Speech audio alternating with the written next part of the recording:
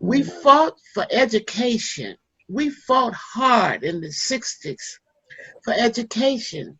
Our leaders, Martin Luther King, Stokely Carmichael, John Lewis, would tell us that get a good education, because once you get a good education, that's the only thing that man can't take away from you. But I look around today and I'm looking at all these educated people. How did we end up in the shape that we're in? And it's hard to be a leader when you have a cold heart. So the thing is, we don't have compassionate left anymore. We don't have the love left anymore. We don't have the singing anymore. We don't have the sincerity of people loving each other and caring for each other. So what happened from 1960 to 2020? I look, the world has changed that I have noticed from my birthday this year. Every 20 years, there has been a change. The music changed. I mean, we started off with the good old gospel and the good old blues, songs that had meanings.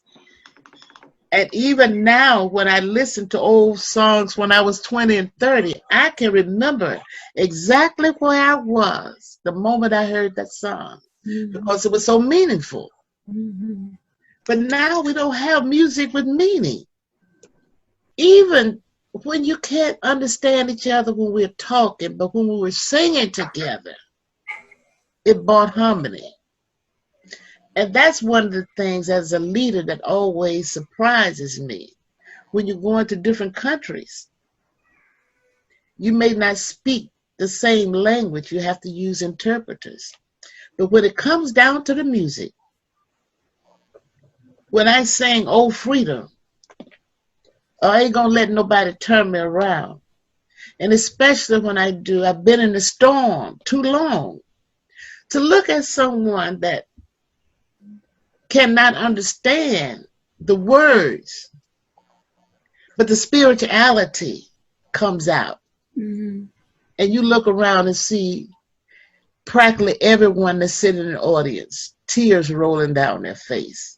Now, what does that tell you?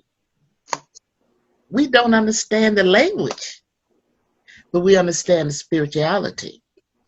If you notice the 60s movement, and when you watch the protesters of today, how much singing do you see? You seldom see any singing.